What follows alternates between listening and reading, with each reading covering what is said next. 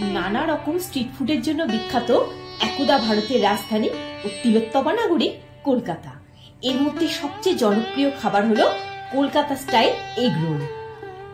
কথিত আছে বিংশ শতাব্দীর প্রথমার্ধে প্রথম কলকাতায় কাঠি রোলের উৎপত্তি হয় বিখ্যাত নিজাম রেস্টুরেন্টের হাত ধরে।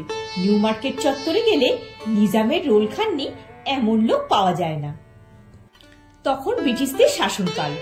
ভাজা ব্রেড বা চাপাতির মধ্যে ডিমের পরত আর তার মধ্যে মাংসের টুকরো, স্যালাড আর সস দিয়ে সাজানো, এই হলো কাঠি রোল, যা খেয়ে ব্রিটিশ সাহেবরা একেবারে ফিদা। কারণ হাতে খাবারের অংশ যাতে না লাগে, তাই যে কোনো খাবারই তারা কাটা আর চামচ দিয়ে খেতেন।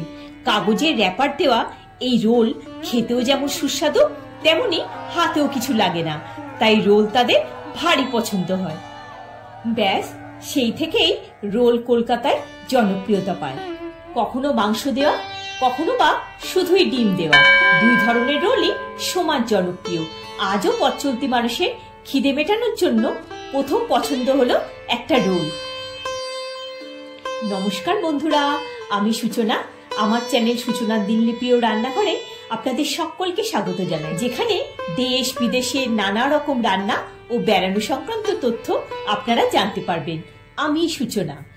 কলকাতা স্টাইল এগরোল বানানোর জন্য মূল উপকরণে থাকছে ময়দা, ডিম, শসা, পেঁয়াজ, পাতিলেবু।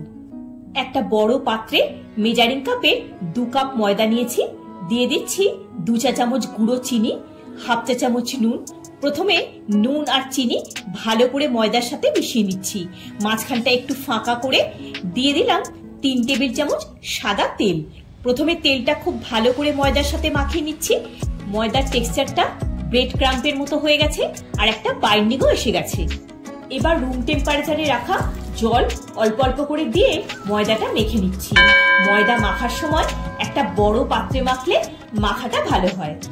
ডোটা রেডি হয়ে গেছে। ডোটা একটা বোর্ডের উপর নিয়ে স্ট্রেচ করে করে আরো একটু মেখে নিচ্ছি। পরোটা বা নান বানানোর সময় এইভাবে করে নিলে ময়দাটা ভালো মতো সেট হয়।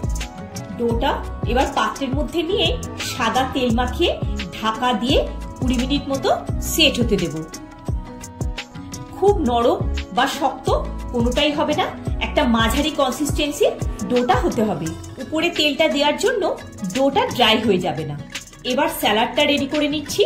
শসা, পেঁয়াজ ধুয়েই রাখা আছে। শসাটা প্রথমে সামনে পেছন একটু করে বাদ দিয়ে খোসাটা ছাড়িয়ে নিলাম। এবার মাঝখান দিয়ে লম্বা করে কেটে শাঁসটা বাদ দিয়ে দিচ্ছি, যাতে শসাটা থেকে জল না বের হয়। শসার এই শাঁসটা বাদ দেওয়ার জন্য অনেকক্ষণ ক্রাঞ্চিও থাকবে। এবার সরু সরু করে কেটে নিচ্ছি।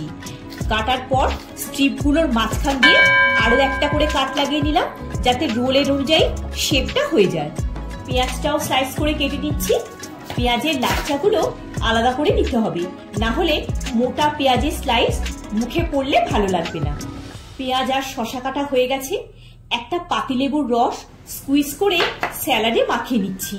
এটা স্যালাডের টেস্ট আর ফ্লেভার তো দেবেই, তার সাথে স্যালাডটাকে কালো হয়ে যেতে দেবে না। নুনটা এখন দিলাম না, পরে দেব। 20 মিনিট হয়ে গেছে।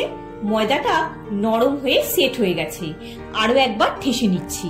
একটা বোর্ডের উপর নিয়ে ময়দা ডাস্ট করে ডোটা ঠেসে নিয়ে ভাগটা করে নিচ্ছি, যাতে লেচিগুলো সমান হয়। পোর্শনগুলো একটু বড় হয়েছে, তাই এখান থেকে 5টা লেচি করে নিলাম। লেচিগুলো একটু স্ট্রেচ করে স্মুথ করে নিলাম। গ্যাসের ফ্লেমটা অন করে লোতে রেখে একটা তাওয়া বসিয়ে দিলাম। এবার পরোটাটা বেলে নেব। প্রথমে ময়দা ডাস্ট করে গোল করে বেলে নিলাম। একটু বেলে নিয়ে আরো 1/2 চা চামচ তেল ও শুকনো ময়দা ছড়িয়ে নিয়ে ভালো করে মাখিয়ে নিলাম।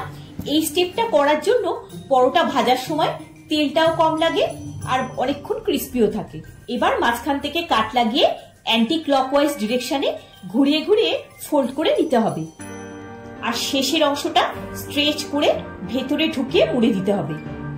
লেচিটা রেখে দিলাম। একইভাবে আরো একটা রেডি করে নিচ্ছি। ছোটবেলায় দুর্গাপুজোর সময় এগ রোল খাওয়ার জন্য মায়ের সাথে কত লাইন দিয়েছি। তখন তো এত ঘন ঘন স্টল ছিল না, কিন্তু এগ রোল মাস্ট। দ্বিতীয় লেচিটাও রেডি। এবার ওই যে চূড়ার মতো করে রেখেছি, ওটা প্রেস করে দিয়ে বেলে নিচ্ছি। তাওয়াটা গরম হয়ে গেছে, এবার পরোটাটা দিয়ে দিলাম। একটা দিক একটু সেঁকা হয়ে গেলে অপর দিকটাও টান করে দিলাম। প্রথমে সেঁকে নিয়ে পরে ভাজলে পরোটা ক্রিস্পি তো হবে, তার সাথে ভাজার সময় তেলও কম লাগবে। হালকা রং ধরে গেছে। একইভাবে আরো একটা পরোটা বেলে নিচ্ছি, এটাও তাওয়াতে দিয়ে দিলাম। আপনারা সময় থাকলে লেচিগুলো রেডি করেও রাখতে পারেন, পরে রোল বানিয়ে খেতে পারবেন। সেক্ষেত্রে একটা টাওয়াল বা কাপড় দিয়ে লেচিগুলো ঢেকে রাখতে হবে যাতে ড্রাই হয়ে না যায়। আমি সিঙ্গেল ডিম আর ডাবল ডিম দুরকম ভাবেই বানাচ্ছি। ডাবল ডিমের এগ রোল খেতে আমাদের খুব ভালো লাগে। এই পরোটাটাও সেঁকা হয়ে গেছে, তুলে নিচ্ছি। প্রথমে বলে দুটো ডিম ভেঙে নিলাম। এবার ফর্ক নিয়ে একটু ফেটিয়ে নিয়ে 1/4 চা চামচ নুন আর 1/4 চা চামচ গোলমরিচ দিয়ে ভালো করে মিশিয়ে নিলাম। তাওয়াতে সাদা তেল দিয়ে প্রথমে ফেটানো ডিমটা দিয়ে দিলাম।